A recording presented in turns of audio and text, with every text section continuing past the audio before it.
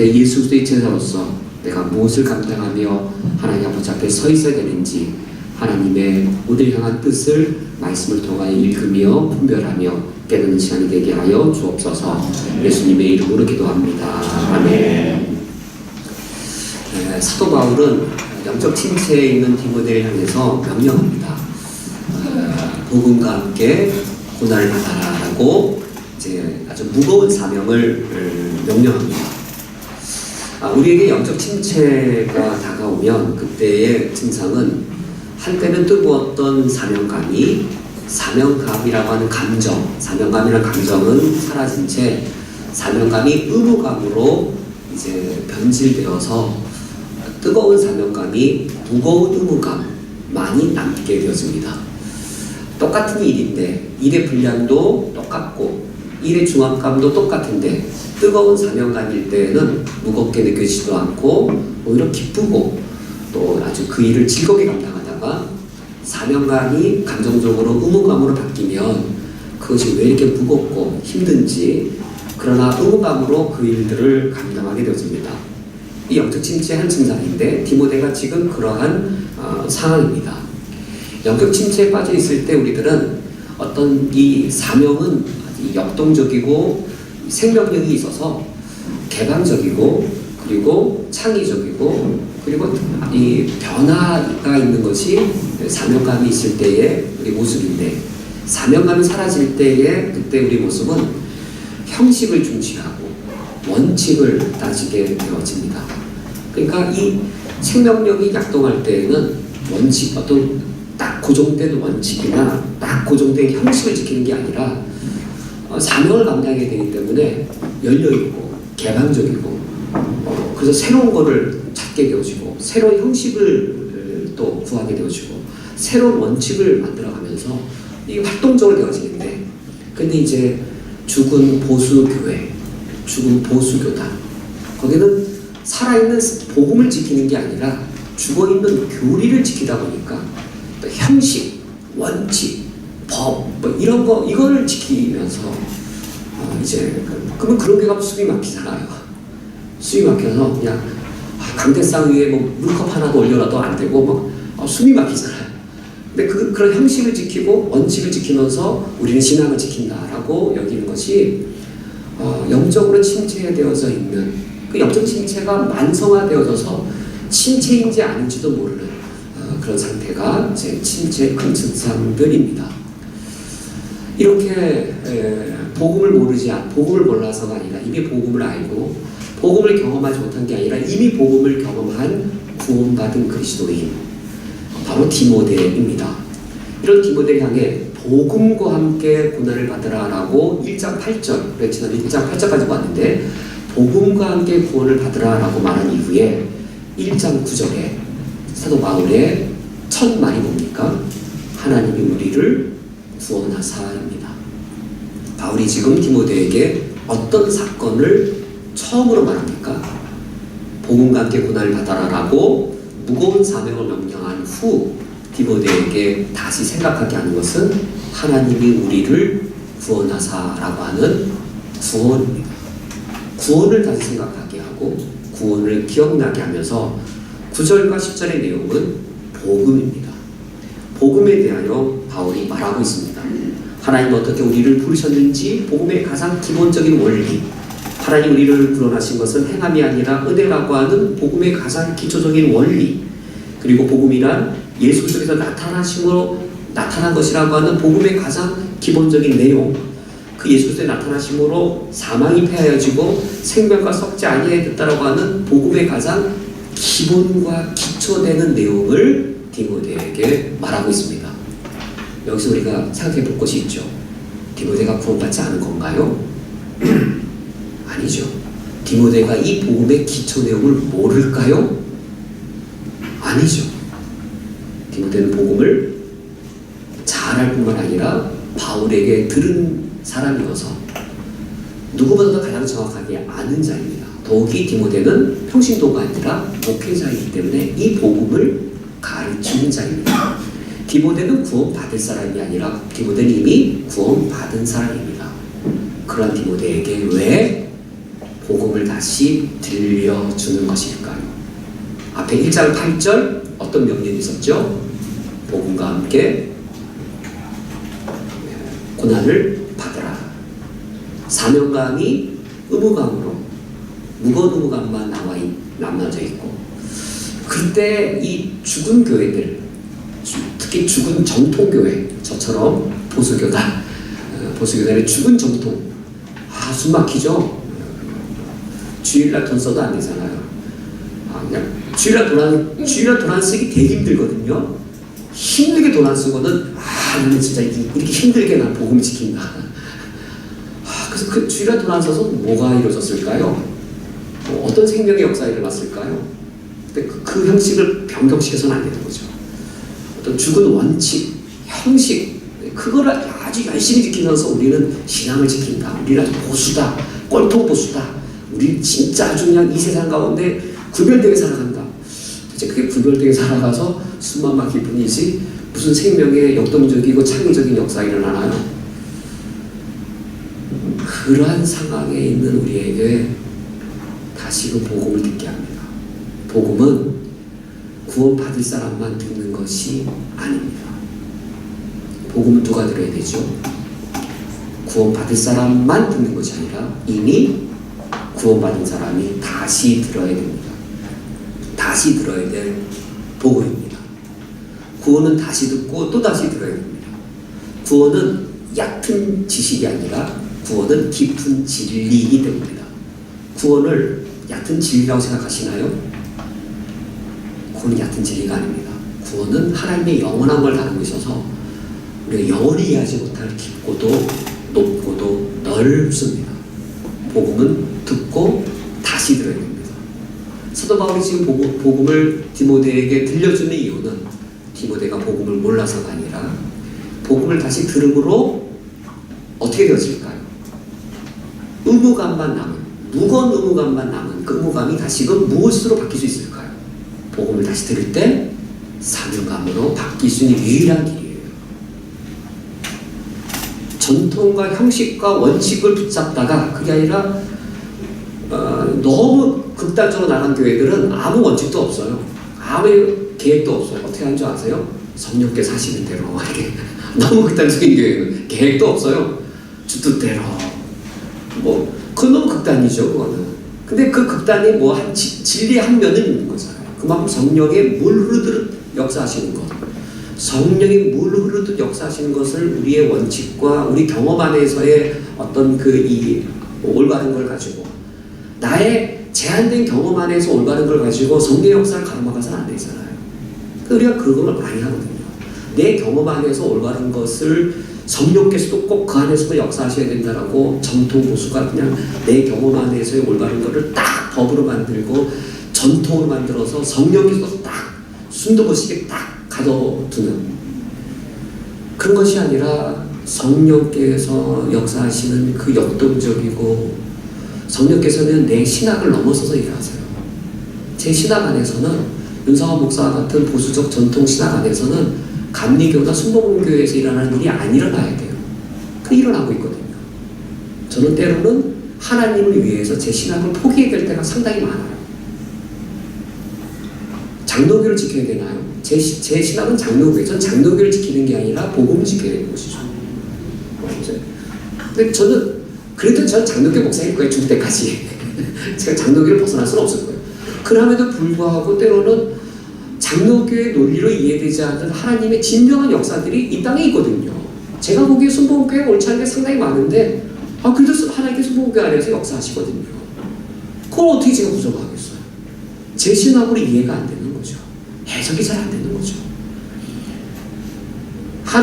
우리의 신앙이 침체해서 회복되어져서 뜨거운 사명감으로 일어날 때는 이렇게 하나님의 역사의 개방적으로 되어지는데 바울이 지금 그걸 위해 뭘 하고 있다고요? 9절 첫 마디가 뭐예요? 하나님이 우리를 구원하사. 구원에 대하여 생각해야 되는 거예요. 기독론, 종말론 이런 어려운 교리를 배울수록 사명감이 일어나는 게 아니고 요한계시록 독파 이런 소리 내는 게 아니고 뭐 더 어려운 뭐 제자훈련 코스 그걸 통과한다고 되는 게 아니고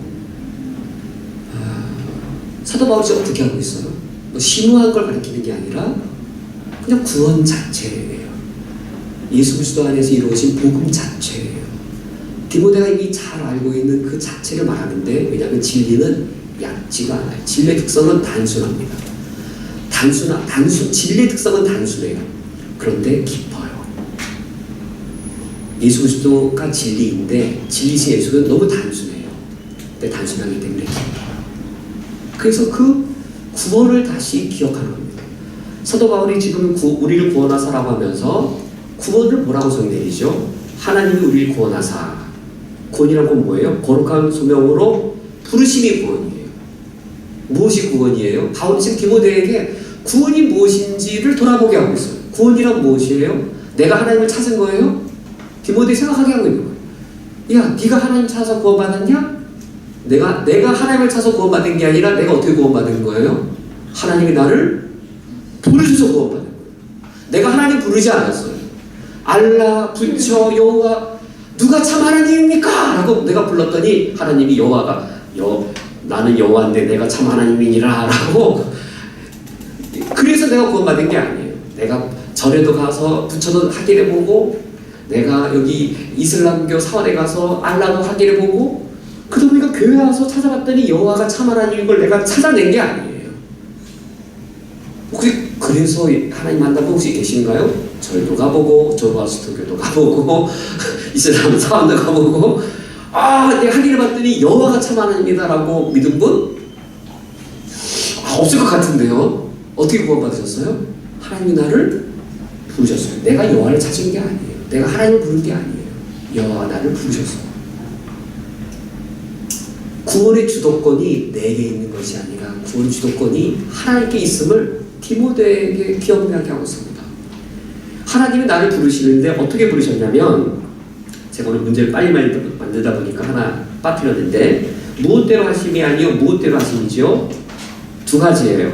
행위대로 하심이 아니고 무엇대로 부르셨어요? 두 가지예요. 제가 하나 빨리 문제를 만드니라고 두 가지예요. 은혜대로 하심이라 있고 또 하나가 있어요. 거기 성경 안에 있죠. 제가 좀 끊기도 좀 잘 끊었어야 되는데 오직 자기 뜻 그리고 은혜대로요. 자기 뜻대로 그리고 은혜대로예요. 제가 여기 1장 9절에 오직 자기 뜻과 하나님의 뜻대로 그리고 영원전부터 그리스도 예수 안에 있는 우리 은혜대로예요. 하나님이 우리를 부르실 때에 하나님의 뜻대로 부르셨고 그리스도 예수 안에 있는 은혜대로 우리를 부르셨어요. 즉 하나님이 나를 구원하겠다고 부르시는 것에 무엇이 있는 거예요? 무엇이 있었다고요? 하나님의 뜻대로 하나님 뜻이 있었어요. 그거 아세요? 하나님 나를 구원하실 때 뭔가 뜻을 가지고 나를 부르신 거 아세요? 하나님이 구원하실 때 도매금으로 10명 구원하셨을까요? 도매로 한 상자, 도매로 뭐 한 그룹, 거기 나도 있어서 그냥 내가 구원받았을까요? 아니면 하나님이 한 명 한 명 부르셨을까요? 나를 부르셨다니까요. 우리를 부르신 게 아니라 한 명 한 명 부르셨어요. 그런데 거기에 그냥 부르셨을까요? 하나님의 뜻대로 부르셨어요. 뭔가 하나님의 뜻이 있었어요. 그게 구원이에요. 구원이란 막연히 나를 뭔가 좋은 상태로 그냥 이렇게 한 게 아니에요. 시리아 난민 100명 있는데 100명 뭐 제주도가 받아들인다는 그런 식이 아닌 거예요. 어려운 거 아닌 사람 뭐 30명을 뭐 좋은 상태로 가져다 준다 그게 아니에요. 지금 사도 바울이 디모데에게 구원이는 뭔지 아니? 너 이미 알잖아. 한번 돌이켜봐. 너 정말 생각해봐. 하나님이 너를 부르신 건 너 알잖아. 하나님이 너를 만나셨잖아. 생생하게 하나님과 너가 1대1로 만났잖아. 너 그때 하나님이 너에게 나타나셔 너를 부르신 거 알잖아. 구원에는 나를 향한 하나님의 뜻이 있어. 근데 그 부르셨을 때 이유가 해명이 안 돼. 왜 날 부르셨는지 이유가 없어요. 왜 하나님 날 부르셨을지. 저는 우리 형과 저를 비교해보면 이해가 안 돼요. 우리 형과 저는 똑같아요. 성격도 똑같고 기술도 똑같은데 우리 형은 좀 신앙을 거의 다 잃어버렸어요. 저는 이해가 잘 안 가요. 왜 하나님이 나를 부르셨을까? 이해가 잘 안 가요. 우리 형을 부르신 게 더 나았을 텐데 왜 날 부르셨을까? 이해가 안 가요. 이해가 안 가는 걸 뭐라고 표현하냐면요. 은혜대로예요. 그게. 은혜대로. 이해되세요? 이해 안 돼요. 그때 우리가 은혜란 걸 알아요. 행위대로가 아니라 은혜대로예요. 내가 뭐 해서가 아니고 은혜대로예요. 하나님 나를 부르신 것이 거기에 뭔가 하나님의 뜻이 있어요. 그런데 왜 날 그 영광된 뜻대로 날 부르셨지? 모르겠어요. 이해가 안 가요. 은혜란 말밖에는 설명이 안 돼. 은혜란 말밖에는. 그 은혜라는 그 은혜가 내 마음에 뭐로 다가오냐면 빛으로 돼요. 빛. 은혜가 큰 것만큼 내게 빚진 자의 심정이 있어요. 그래서 부담스러운 거예요. 내가 이런 은혜 받을 만한 사람이 아닌데. 그러니까 이 빚진 자, 은혜 빚진 자. 사도 바울이 내가 복음에 빚진 자라고 그러잖아요. 은혜, 내가 뭔가 대가를 치르고 받았으면 빚진 자의 마음이 없는데 너무 귀한 거를 그냥 거저 받았기 때문에 내가 받고 있더라도 이게 빚진 자 마음이에요. 그래서 내가 거저 주게 되어져요. 거저 주게 되어져요. 그게 사명감이에요. 사명감이 왜 일어나냐면요. 부르시는데 어떻게 부르셨다고요? 뜻대로 부르셨기 때문에 사명감이 나와요. 그 사명감의 기초는 은혜대로 부르셨기 때문에 사명감이 나와요. 왜 구원받았을 때 내 마음속에 사명감이 일어나는 게 마땅할까요? 부르심의 본질이에요. 그 부르심의 본질이 거기에 뜻이 있고 그 뜻은 내가 감당할 만한 뭔가가 너무 버거운 은혜이기 때문에 그것은 나에게 사명감이 되었습니다. 사도 바울이 디모데에게 구원이 무엇인지를 돌아보게 합니다. 우리가 하나님의 일을 감당하다가 우리가 의무감이 아니라 사명감으로 계속 그것을 감당할 수 있는 비결은 단 하나밖에 없어요. 구원의 기쁨, 구원의 감격이에요. 구원이라고 하는 것이 만약에 얕은 것이라고 하면 한 번 먹고 두 번 마시면 실증 날 거예요. 음식점 가서 아무리 맛있어도 두 번 가봐요. 맛있는데 세 번째 가면 덜 맛있더라고요. 네 번째 가면 질려요.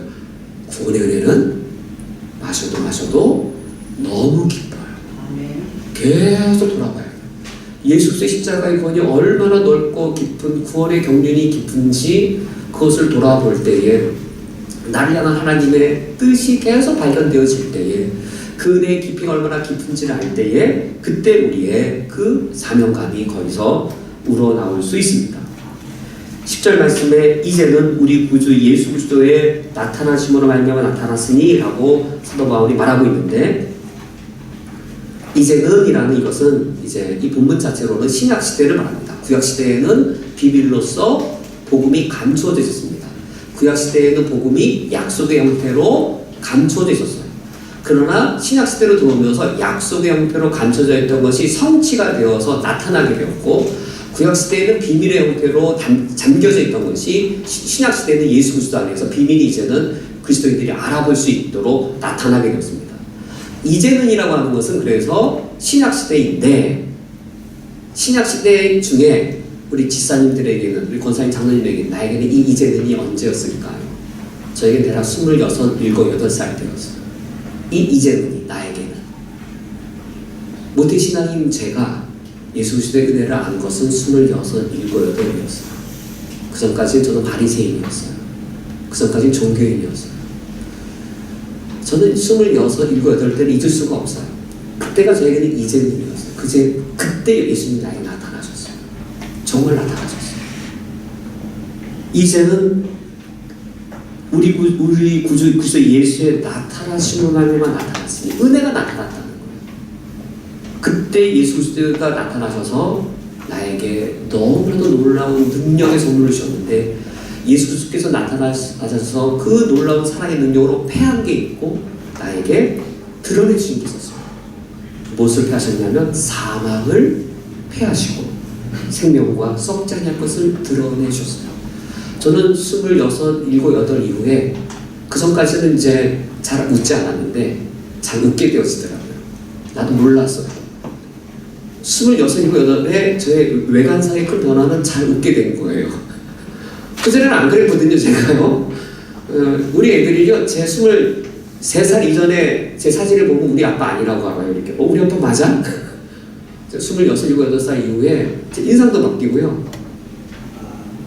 저 복음이, 왜냐면 그때 정말 사망이 제게 패해졌어요. 사망이. 왜 살아야 되나? 돈 벌어서 뭐 하나? 성공하는데 뭐 하지? 그냥 뭘 해도 다 사망이야, 사망. CPA 합격한다고 그거 뭐가 있을까? 사망이야, 사망. 저거 패해졌다니, 정말로. 생명과 썩지 아니할 것. 근데 정말 이게 사는 거구나. 이게 사는 거지. 저에게 하나님과 저 사이에 개인적인 이야기들이 있어요. 하나님과 저 사이에 생명에 관한 성도님들에게도 개인적인 이야기가 있을 거예요. 저에게 이제는 26, 27, 28이라는 그 기간이었어요. 저는 하나님과 저 사이에 신혼여행 기간. 신혼 지나고 막 싸우듯이 그 이후에는 하나님하고 제가 관계가 좀 이렇게 많이 싸웠는데, 우리 하나님 너무 짠돌이셔서 우리 하나님 돈을 많이 안 주더라고요. 하나님이 부자인 아버지인데 돈도 조금씩 주시고, 우리 하나님 왜 그런지 모르겠어. 근데 26, 28은 허니문 기간. 정말 하나님께서 얼마나 사랑이 많으신지, 생명의 그 은혜들을 누리게 주신 것이 저에게 26, 7, 8이 아닌데 성도님들에게도 그 이제는이라는 그 기간들이 있었을 거예요. 지금 사도 바울이 디모데에게 그 복음에 대하여, 구원의 은혜에 대하여 다시 기억나게 합니다. 두 번째 장에 저도 읽어보겠습니다. 사도 바울은 디모데에게 영광의 복음을 소개합니다. 그런데 디모데가 이 복음을 모를 리 있었겠습니까? 전혀 아닙니다. 누구보다 복음을 잘 알았을 디모데였습니다. 그러나 사도 바울은 이미 복음을 잘 아는 디모데에게 다시 복음을 듣게 했습니다. 왜 그렇게 한 것일까요? 그것은 누구든지 복음의 영광됨을 잊어버릴 때 사명감은 의무감으로 변질되기 때문입니다. 사명의 뜨거움은 차갑게 되고 의무감의 무거움만 남을 수 있습니다. 복음의 역동성과 개방성은 사라지고 바리새인과 같이 엄격한 규율만 남을 수 있습니다. 이렇게 말한 뒤 사도 바울은 이제 복음의 영광을 말하고 나서 11절과 12절에 사도 바울은 그 영광된 복음의 사명이 자에게 주어졌음을 말하고 있습니다. 11절에 내가 이 복음을 위하여 선포자와 사도와 교사로 셈을 입었노라라고 영광된 복음 이후에 그 영광된 복음의 사명을 그가 말하고 있습니다. 그러면서 12절 말씀에 이로 말미암아 내가 또 고난을 받더라도 부끄러워하지 않는 것은 내가 믿는 자를 내가 알고 또 내가 택한 것을 그날까지 그가 능히 지키실 줄 확신함이라고 그가 말하고 있습니다. 바울은 영광된 복음을 말하고 나서 12절에 내가 이 영광된 복음으로 말미암아 고난을 받는다라고 말하고 있습니다. 바울은 고난을 받을 때 그것이 수동적으로 다가오는 것을 그냥 피할 수 없어서 겪는 게 아니라, 바울의 다른 서신들을 볼 때 바울은 기꺼이 고난을 받고 능동적으로 고난에 참여하는 삶을 사는 것을 알 수 있습니다. 바울이 내가 그리스도의 고난에 참여하여라고 표현합니다. 바울이 디모데를 향해 나와 함께 고난을 받자라고 말합니다. 바울은 고난을 피할 수 없을 때 겪는 게 아니라 기꺼이 고난을 받고 고난에 참여하는 삶을 삽니다. 예수 그리스도의 십자가를 등에 지는 삶을 바울은 살아갑니다. 바울은 왜 그런 삶을 살았을까요? 빌립보서의 소리가 알 수 있는데, 빌립보서 3장 8절에 유명한 말씀이죠. 사도 바울은 그리스도 예수를 아는 지식이 가장 고상하다고 말하는데, 8절에서 지식이라고 명사로 표현한 것을 10절에 참여함을 알고자라고 해서 동사로 표현할 뿐이고, 이 같은 말이죠. 지식. 사도 바울은 예수 그리스도를 너무 알고 싶어 했습니다. 이때 바울이 예수님을 안다라고 하는 것은 지적으로 아는 게 아니라 인격적으로 주님을 알고 싶은 것.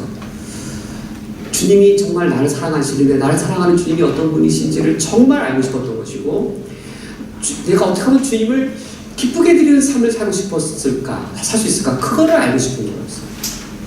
우리 성도님들 그거 알고 싶지 않으세요? 어떻게 하면 하나님을 기쁘게 해드리는 삶을 살 수 있을까? 정말 알고 싶지 않으세요? 내가 어떻게 살면 예수님을 기쁘게 해드릴 수 있을까? 너무 알고 싶지 않으세요? 그게 알고 싶었던 거예요. 예수 그리스도를 아는 지식이 가장 고상하다라고 하는 것은 관념적으로 기독론의 신비를 알고 양성론을 알고 그런 거, 삼위일체의 신비한 신학교 논리를 알고 그런 것이 아니고, 예수님은 어떤 분이실까? 내가 어떻게 드리면 정말로 예수님을 기쁘게 드릴 수 있을까? 예수님 날 사랑하셨는데 그 마음은 무엇이었을까? 그런 주님을 인격적으로 알기를 원했고, 주님을 알아가면 이거보다 더 고상한 지식이 없는 거예요. 야, 내가 이렇게 하면 예수님 제일 기뻐하시겠구나. 그거 하는 것보다 더 기쁘고 있겠어요? 그거보다 고상한 지식이 있어요? 내가 이거 하면 주님이 가장 기뻐하신다는데 그거 하는 것보다 이 세상에 최고한 지식이 있겠어요? 그거 알고 싶었던 거예요. 그걸 모르고 살아가면 이 땅에서 예수님 기쁘게 해드리는 삶 못 살 수도 있잖아요. 하는 걸 너무나 알고 싶었는데 그것을 10절에서 이렇게 표현합니다. 그거를 펼쳐서 표현해요. 지식이라고 하는 명사를 10절에 알고자 한다는 동사로 말할 때에는 그 지식의 내용들을 펼쳐서 말하는데 세 가지로 펼쳐지죠. 내가 그리스도와 한 가지 펼쳐집니다. 어떻게 펼쳐져요? 그리스도의 부활의 권능과 또 하나 더 펼쳐져요. 그 고난이에요. 그 고난에 참여합니다. 펼쳐져요. 펼쳐지는 게 어떻게 펼쳐지죠? 그리스도의 부활, 그리고 그리스도의 십자가의 고난이에요. 그리고 그 다음에 순서는 역행이에요. 참여를 알고자 하여 알기 위해 뭘 했다라고 말해요? 역행이에요. 그의 죽으심을 본받아 역행이에요. 죽은 자 가운데에서 부활에 이르려 한다라고 되어 있어요. 그리스도를 알려면 그리스도의 부활의 능력을 알아야 돼요. 그 부활의 능력은 어떤 능력이냐면요, 사망 가운데 있어서 왜 사는지도 모르는 가운데 산 나에게 새 생명을 준 것이 부활의 능력이에요. 그거 정말 알고 싶었던 거예요. 부활의 능력, 야, 이것 때문에 사는구나, 이 새 생명, 그걸 알고 싶었던 거예요. 그리스도를 안다는 것은 부활의 능력을 아는 것인데, 부활의 능력을 알려면 뭘 알아야 돼요? 십자가의 고난을 알아야 돼요. 그래서 바울이 그리스도를 알고 싶어서 어떤 삶을 살아요? 십자가의 고난에 참여합니다. 십자가의 고난에 참여할 때 뭘 알게 되어지냐면요, 우리 성도님들 엄마가 되고 아빠가 되어서 자녀 기르는 고생을 해봤더니 뭘 알게 되어져요? 고생을 했더니 뭘 알게 되어요? 사랑을 알죠? 십자가의 고난을 경험했을 때 뭘 할까요? 하나님 아버지의 사랑을 알아요. 똑같은 논리예요. 고생을 했더니 고생을 하는 게 아니죠. 부모로서 고생을 했더니 뭘 알아요? 아버지의 사랑을 알았잖아요.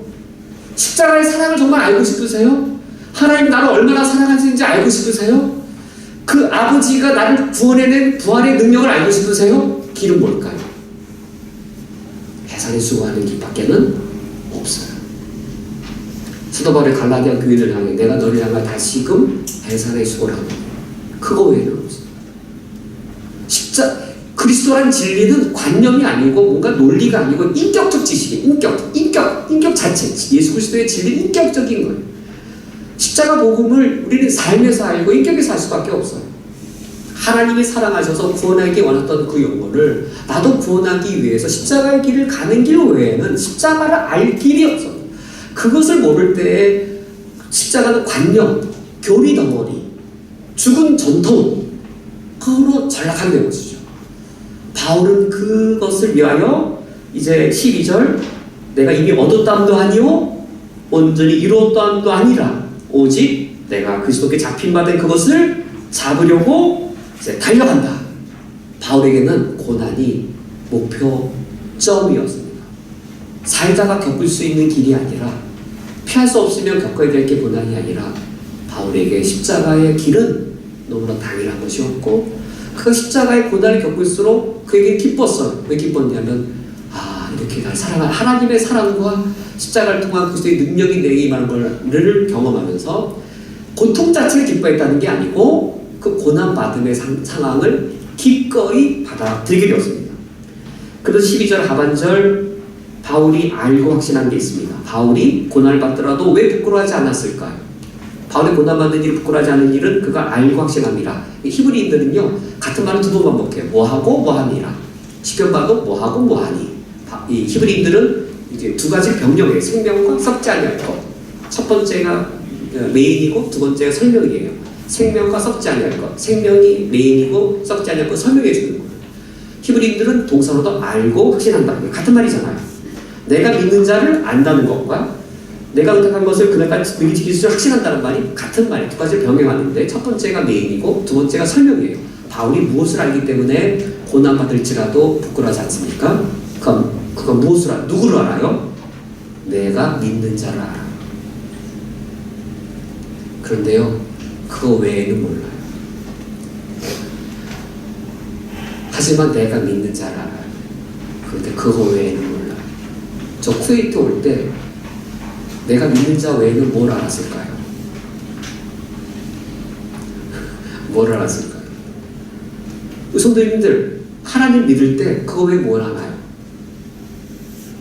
몰라요. 그런데 몰라도 상관없어요. 왜요? 뭘 알기 때문에요? 내가 믿는 자를 알기 때문에 다른 건 몰라도 돼요. 그게 믿음이에요. 바울이 뭘 알아요? 내가 믿는 자를 알아요. 다른 거는 다 몰라요. 지금 현실은 바울이 고난받고 있어요. 감옥에 있어요. 감옥. 사형이 눈앞에 있어요. 자기 미래, 불투명한 미래, 불안한 현실. 그가 아는 건 없어요. 그런데 뭘 알아요? 죽음 앞에서, 죽음의 두려움 앞에서 난 내가 믿는 자를 내가 알아. 그러면서 또 확신하는 게 뭘 확신해요? 주님을 믿기 때문에 그 확신하는 바가 있어요. 뭘 알아요? 내가 의탁한 것을 그날까지 그가 능히 지키실 걸 내가 확신해요. 궁극적 승리를 확신하는 거예요. 그게 믿음이에요. 그래서 디모데야, 넌 내가 고난받는 걸 통해서 보면서 내가 실패했다고 생각하느냐? 진리가 불의 앞에 패망한다 생각하느냐? 착하게 살아봐야 소용없다 생각하느냐? 싸워서 내가 이겨야 된다 생각하느냐? 내가 어려움당하고 날 조롱해도 내가 다 억울한 누명받아도 참는 걸 너 실패 생각하느냐? 개바파, 바울파 다 나를 희롱하고 조롱한다 생각해서 너 내 실패다 생각하느냐? 바울이 그러잖아요. 그리스도가 전파되면 그래서 그리스도만 더 많이 전파된다면 난 이로써 기뻐한다. 바울이 조롱당하고 해도 상관없다라고 말하는 거 너 그거 내가 실패했다 생각하느냐? 나는 그리스도께서 나에게 맡기신 것을 주님이 능히 지키실 것을 확신해 라고 바울은 기꺼이 고난받는 것을 감당해냅니다. 3페이지에 바울은 그러면 그 고난을 어떻게 여긴 것인가? 요한복음 15장에 고난받는 것은 너무나 당연한 겁니다. 예수님께서 죽음 앞에서 요한복음 15장 이건 대제사장 기도라고 여겨지는 본문이죠. 예수님이 대제사장으로서 기도를 드리시면서 이제 제자들 향해 대단히 염려를 받습니다. 내가 너희들 두고 떠나고 대단히 염려된다 말하면서 세상이 너희들을 미워할 것이다. 왜냐하면 세상이 너희들을 미워하면 세상이 너희를 미워하기 전에 선생이 나부터 미워한 것을 먼저 알아라. 너희가 세상에 속하였다라면 너희를 미워하지 아니할 것인데 너희가 세상에 속한 것이 아니오 나에게 속한 것이기 때문에 세상은 반드시 너희를 미워할 것이다 라고 말하면서 세상이 우리를 미워하는 것은 미워할 수도 있는 게 아니라 살다 보면 고난을 받을 수도 있는 게 아니라 받을 수밖에 없는 거죠. 피할 수가 없는 것이죠. 오히려 내가 고난을 받는다면 예수께 속한 자라고 하는 명확한 증거인 것이죠. 기꺼이 받는 것이고 고난받는 편을 선택하는 것이죠. 그래서 사도 바울은 빌립보서 3장 27절에 그리스도의 복음에 합당하게 생활하라 라고 말하면서 그 그리스도의 복음에 합당한 삶이 무엇이냐면 29절에 은혜를 주신 목적은 믿을 뿐만 아니라 고난도 받게 하려 하십니다. 고난을 받을 수도 있는 것이 아니라 우리가 살아갈 때 고난을 받도록 하는 것, 그것이 주의 뜻 가운데 있음을 명확하게 말하고 있습니다. 빌립보서 3장 30절에 너희에게도 란 말과 내 안에서도 말하면서 이거 뭘 말하는 걸까요? 너희에게만 있는 게 아니야. 너희들만 고난받는 게 아니야. 너만 고난받는 게 아니야. 나도 고난받았어 라고 말함으로 고난의 보편성을 말하는 겁니다.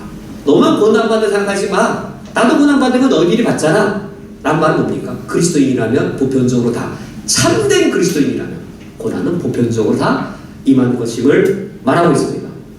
갈라디아서 6장에서 사도 바울은 사랑에 대해서 이야기를 하면서 14절에 우리 주 예수 그리스도의 십자가 외에 나에게는 자랑할 것이 없다라고 말합니다. 십자가에 고난받은 것 외에 자랑할 것이 없다고 말하면서 갈라디아를 끝내는 구절에서 이렇게 말합니다.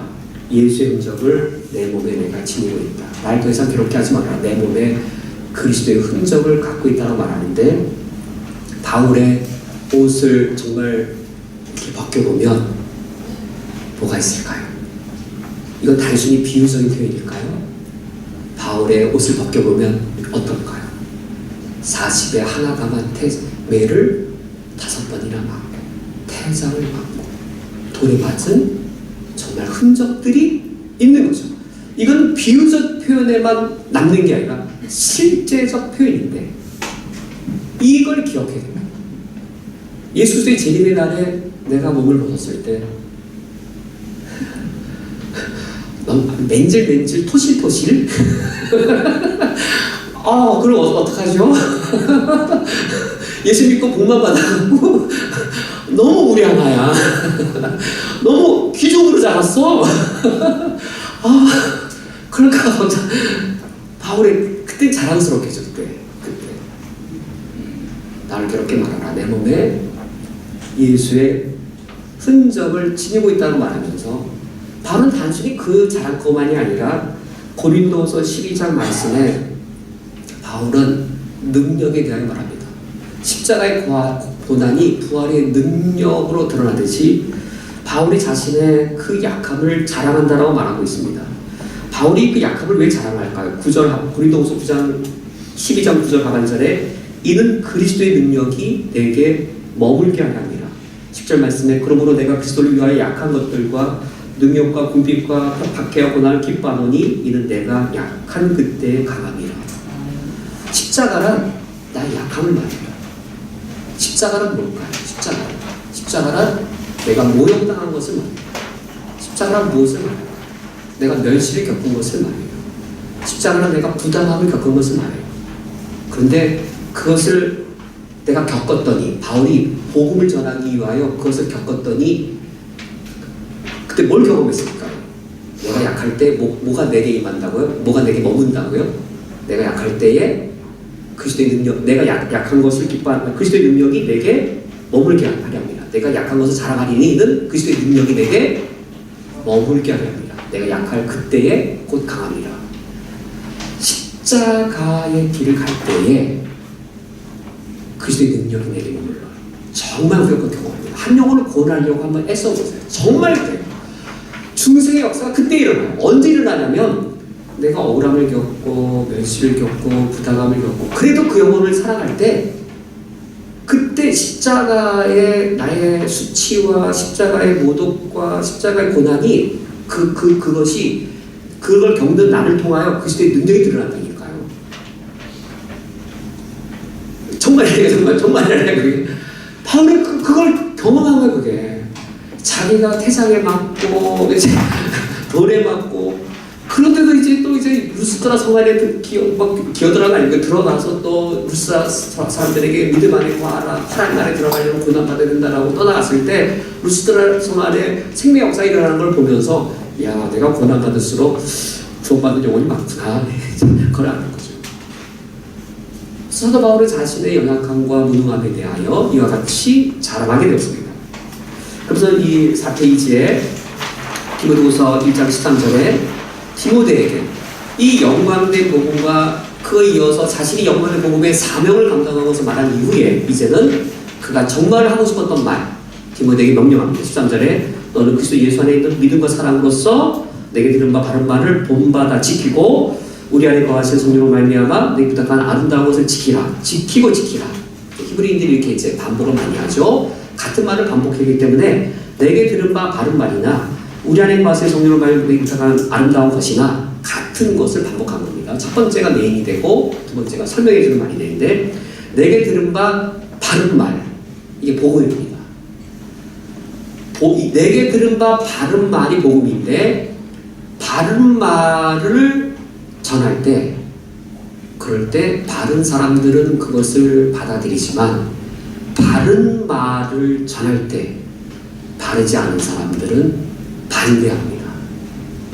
바른 말을 전하면 사람들이 기뻐할까요? 바른 말을 전할 때에 바른 사람들은 바른 복음의 선포를 기뻐하지만 대다수의 사람들은 바르지 않기 때문에 바른 복음의 선포는 바르지 않은 사람들과 마찰을 필히 일으킵니다.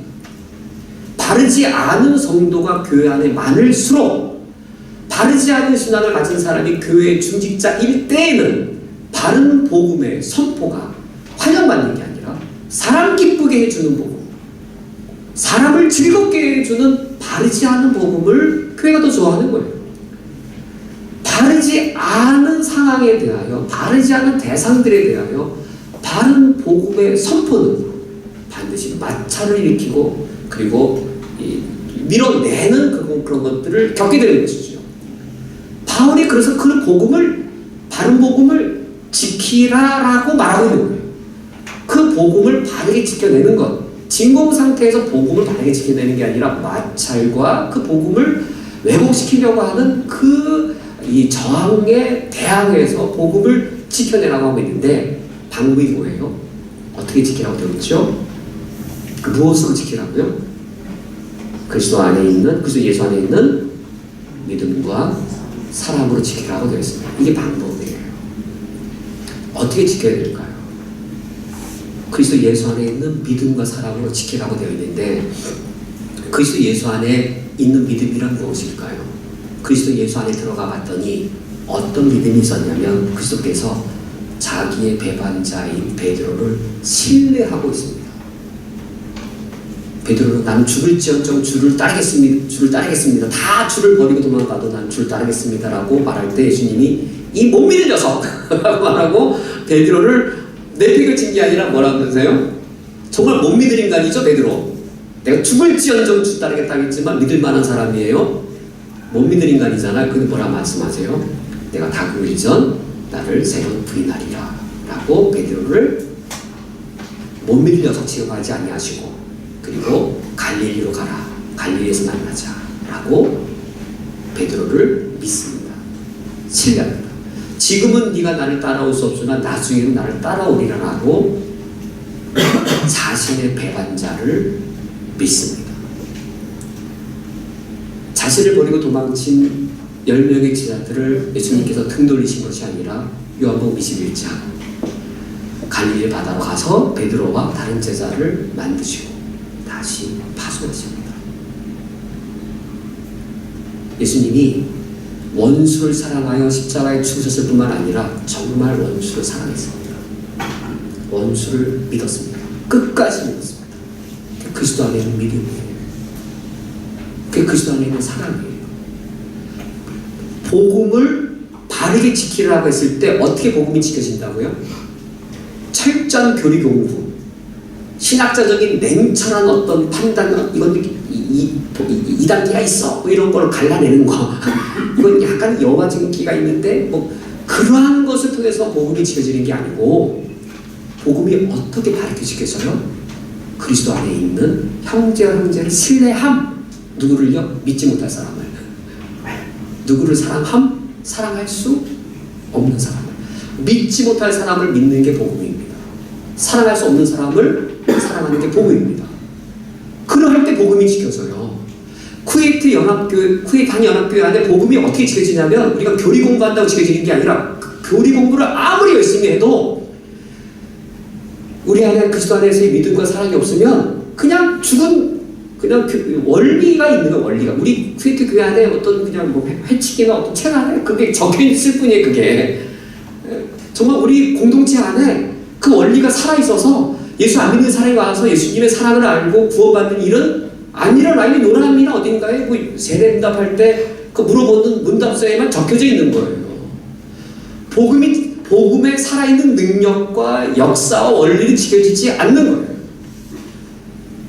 한 예가 요한계시록 2장 1절부터 5절에 나오는 에베소 교회였습니다. 에베소 교회가 칭찬받는 게 있습니다. 2절 말씀 보면 요한계시록 2장 2절에 어떤 걸 칭찬하죠? 여기도 보면 또 2절에 알고 아노라, 3절에 히브리인들이 이런 어법을 많이 쓰죠. 2절에 알고 3절에 아노라, 이런 말들 많이 쓰는데, 첫 번째가 메인이 되고 두 번째가 이제 설명해 주는 말이 됩니다. 내 행위와 수고와 내 인내를 알고. 이것이 에베소 교회의 큰 특징이었어요. 핍박 속에서도 믿음을 인내하며 지켜낸 교회가 에베소 교회였습니다.